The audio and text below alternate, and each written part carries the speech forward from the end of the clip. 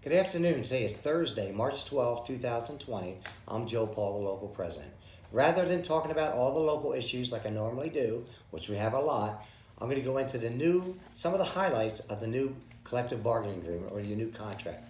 It was signed last night, March 11th, and I was on a national telecon last night at 7 to 8 o'clock, and we had a lot of presidents from around the country, and they gave us a lot of tidbits, little highlights, and I put them on Facebook and at apw.org, you can see Mark Dimondstein's short video. I also put the agreement that the arbitrator decided on there too, and it's also on the website. But rather than having to go through all that, I'm going to give you some of the highlights to the best of my recollection. First of all, this is contract is for 3 years. It's going to go all the way up to September 21, which is only a year and a half from now, but it's retroactive back to September of 18. And so you're going to get some retroactive back pay and some COLA, which is a good thing, the COLA, because cost of living adjustments, you're going to get that in your pay. Well, not in your pay, but it's going to be in your average years, when you retire, it's going to be your base pay. So that's better for down the road when you retire, you get more money. Now, we don't know when you're going to get the retroactive checks. We don't know if it's going to be a separate check. We're thinking it's going to be one, but as we find that out, I'll let you know. Over the life of this contract is a 3.4% pay raise, which is a good thing, dating back to September of 2018 forward. Let's see, we're successful in the no layoff clause. Huge news, because if you had over 6 years, you have a no layoff clause, which is awesome. Postal Service wanted it to be 15 years. We said, oh no, and we won that. Now, a lot of you out there have less than 6 years, but rest assured, we got this agreed, that from the signing of this contract to the life of the contract, there's a no layoff clause for you too. So that's great news. Although we haven't seen a layoff since 1970, I wasn't around in 1970 doing union stuff, not that old, but it's a great thing for us. The 50-mile radius for accessing, none of the other crafts have that. The carriers, the rural carriers, the mail handlers, none of them do. We do. So God forbid, if you ever get accessed, they can't take you more than 50 miles away. So that's a good thing. And a lot of you know that because you've already been accessed, but it's a great thing for all of us. The portion you have to pay towards your health plan, 1%. A lot of people you hear naysayers saying, oh, the 1% of your salary, that's ridiculous. Everyone's goes up some, but this 1% of what we actually pay for health benefits. So that's not that much in the scheme of things. So on the average per year, depending on your health plan, it's only going to be like $165 additional per year, not per month, per payday, per year. So that's not as bad as you think. There's a one-time conversion of PSEs that have 30 months in their present installation, and that's going to be in 125 to 200 man-year offices. Now, I have an old list of 200 man-year offices and 125. I've already requested an updated one for the APW at the national level to see where we fall into play, because we have 3 plants, 102 offices. We want to make sure that we're covered. Now, level 18 offices are probably really not realistically in 125. It's normally like level 22s and 24s and up. But as we find out, I'll let you know. You have to have 30 months in that installation as a PSE. Now, I already know we are getting 4 PSEs converted in the Orlando PNDC, but that was from another agreement I had. It has nothing to do with this one. That's coming up next pay period or 2.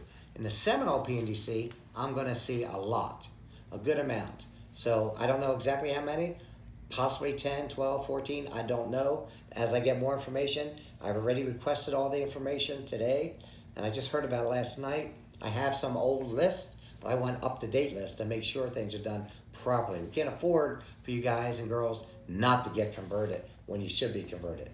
And we're anticipating about 4,000 nationwide, but I'm mostly concerned with what we have within our own Central Florida area local family. So that's a good thing. Let's see what else. Work clothes allowance. That's right, about your retail. You buy shirts, pants, ties, belts, and you're going to get more money. Shoes, the pants, everybody who works the window knows that the pants are no good, but everything else, that's going to be a good thing. It's 5% increase. That's good. Not that you care, really, because you're using their credit card to buy the stuff. They price the things, but they make that look like that's a big deal. It's not as much. We're able to get the workforce memorandum of understanding against hostile work environment. Great thing. I'm on your national hostile workplace violence committee, and we're glad to get that in there. Because as you know, if you work in a big installation, especially, you see a lot of that going on. The filling of residual jobs MOU. That's a great mechanism to get for transfer ratios, getting PSEs converted to career, PTS converted to full-time. We've already been successful nationwide with getting over 70,000 people converted.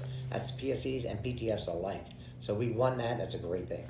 The members at large, which are offices that don't have large locals like us that take you in, or that you're under us, they have an LMOU, local negotiations, and memorandum of local negotiations, basically.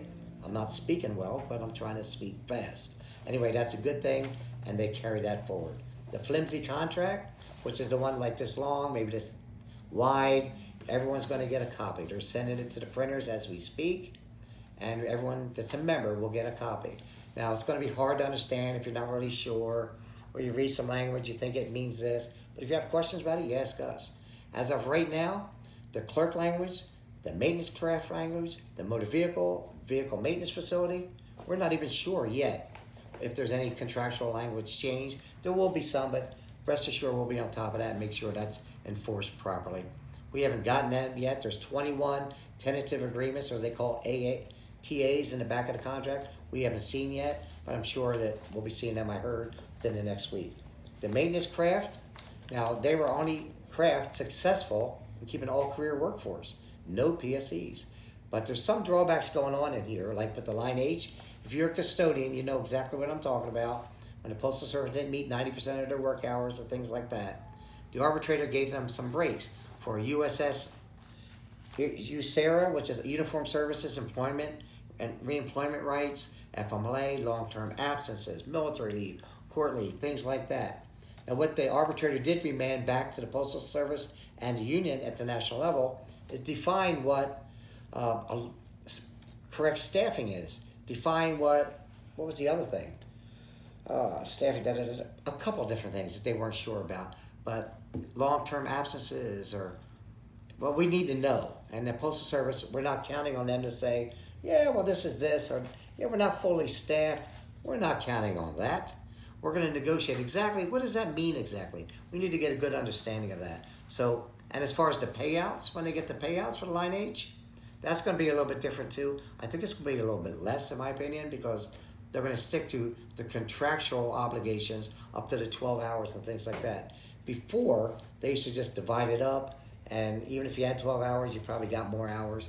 But we're going to see as that goes. Let's see what helped. They're also, that's what it was, long-term and fully staffed. But that's what we need to know. Motor vehicle craft, successful in keeping their HCR MOU, which keeps a lot of the work for us, stops a lot of contract carriers from doing work. That's great. That's a positive thing. If you're a driver, you know what I mean. Let's see. And that's pretty much all I have for that. But that's a lot of information in 7 minutes here, or 8 minutes maybe.